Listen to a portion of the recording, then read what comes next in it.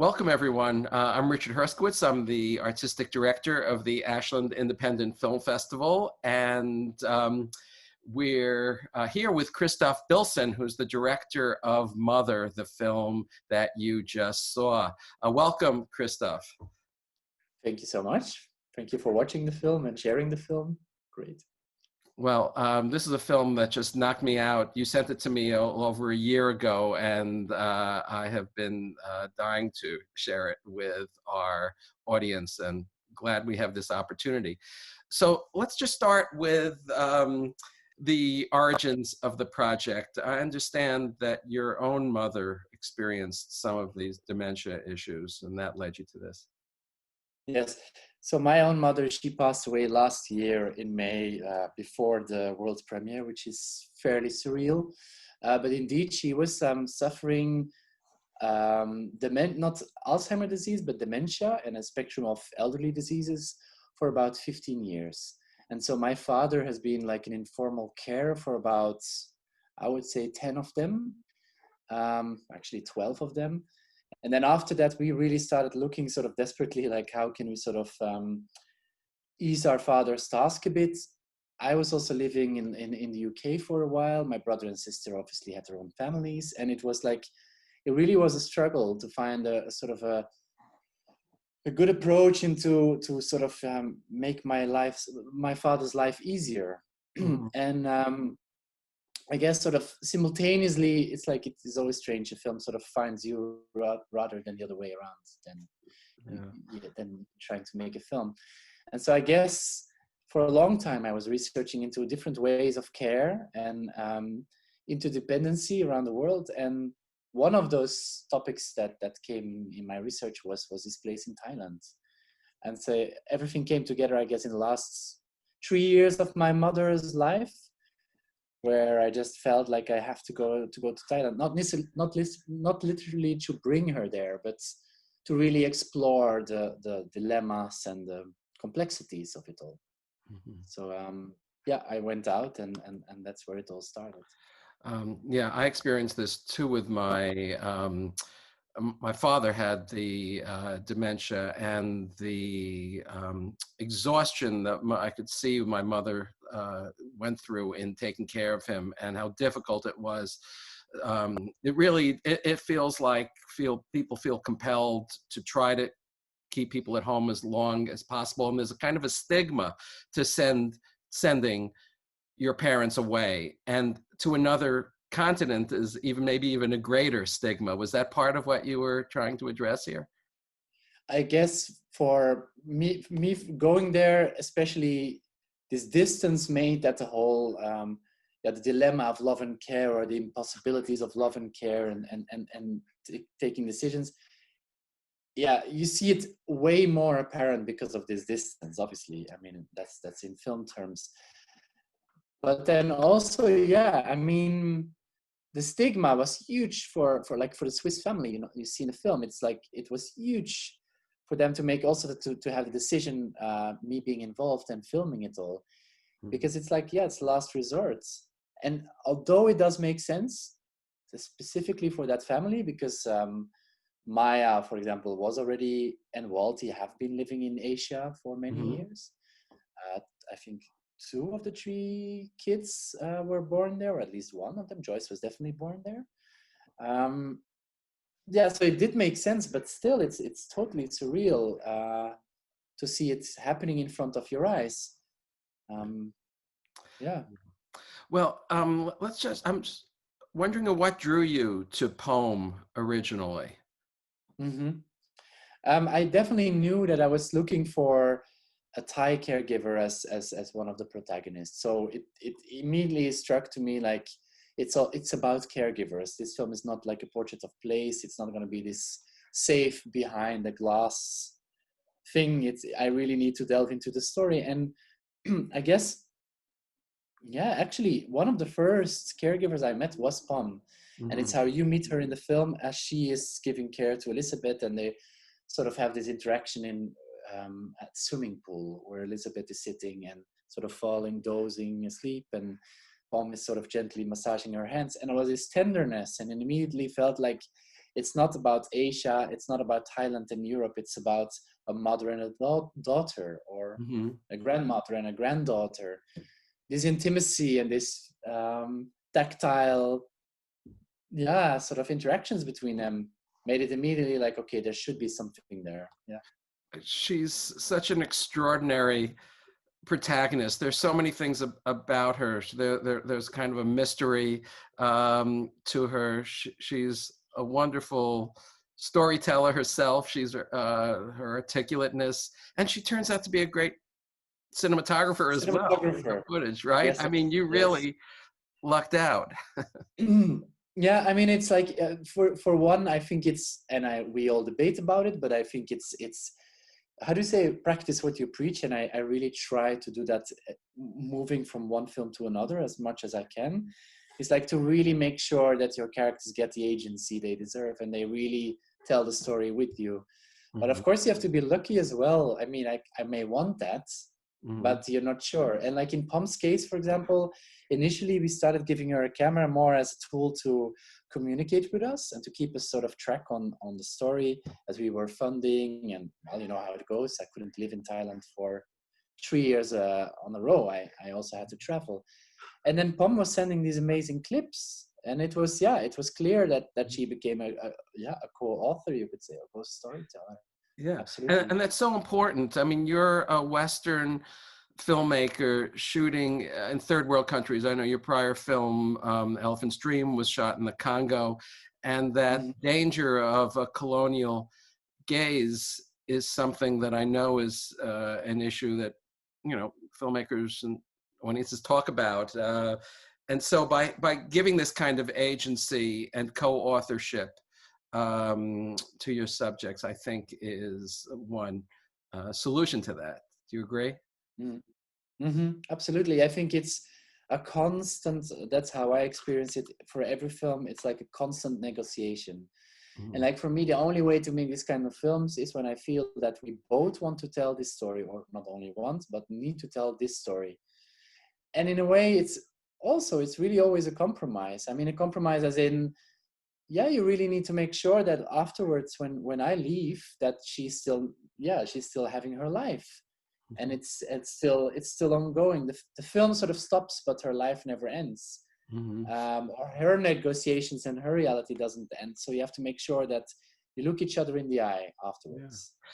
I almost felt like, in some ways, her authorship, in some ways, she was making this for her daughters in the future. That in some way that they will be able to see what their mother did, how good she was at it.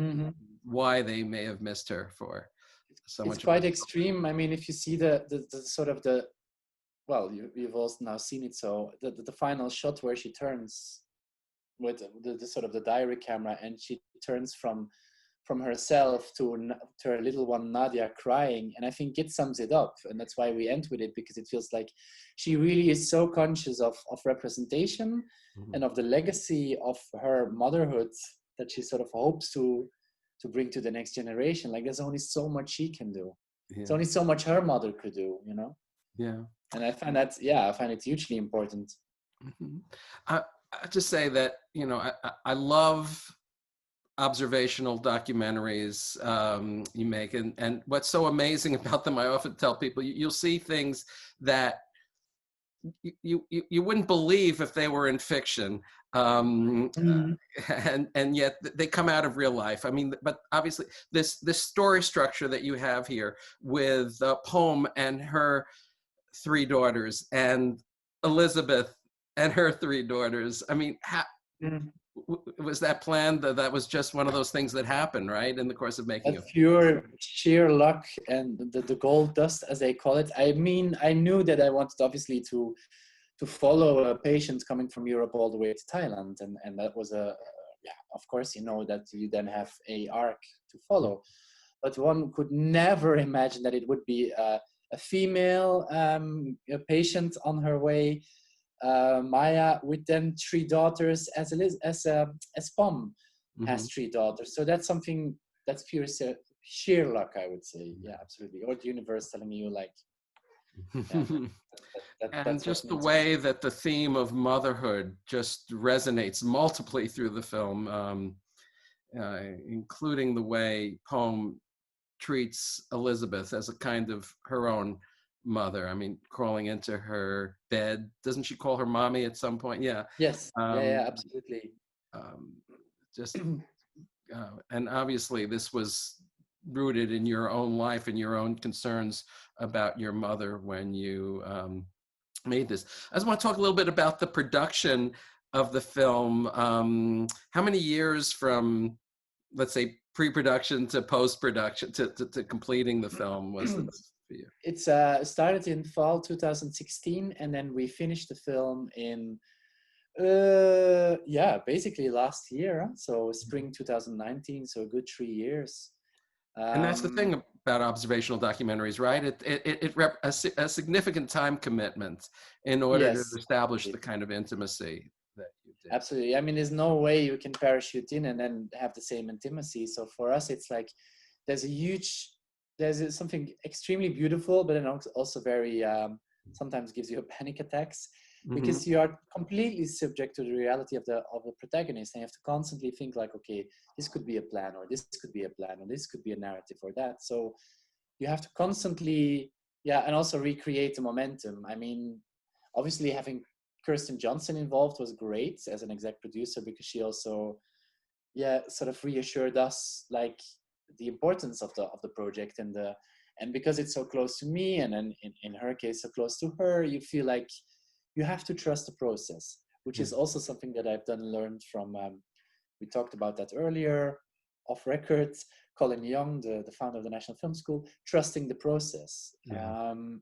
And that's, yeah, it's sometimes really nerve-wracking, but beautiful in the end when the It result is is there. striking. Kirsten Johnson, documentary film fans know her as the director of Camera Person, but she has just been an accomplished, important cinematographer for many years, for many films that we're all familiar with. And yeah, I'm curious about what appealed to her when she got involved and what it was. Was it was it the cinematography in the film? Was that part of it for her? That was definitely for sure that, and then also like she really was, so she came in sort of like mid late editing. That's where I approached her, and obviously I approached her because of Camera Person and because of the very, yeah, the intimacy of, and also like the generosity of showing uncertainty and doubt and all of that in the work she does. Like Mm-hmm. she's really, yeah, in that sense she's really transparent and open to the process, which I find hugely important.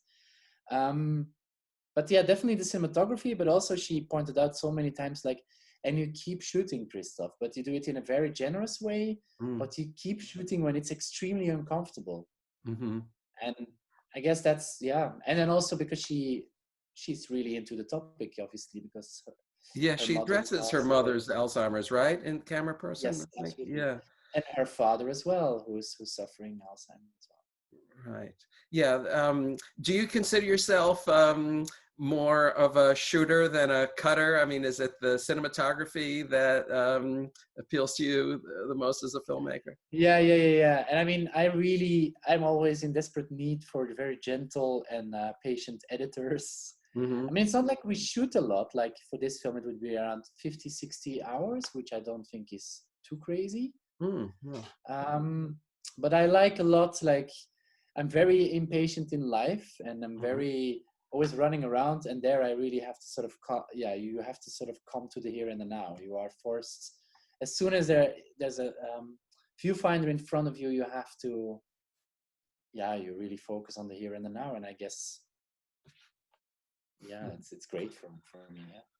Well, congratulations again for this film. Let me just ask you what stage it's at now, what kind of distribution it's getting. I'm wondering if it's being shared beyond the film world with, let's say, caregiving groups or anything like that. Is that part of the plan for the release? So yeah, we have in Belgium at least, and the Netherlands, because they are co-producing countries.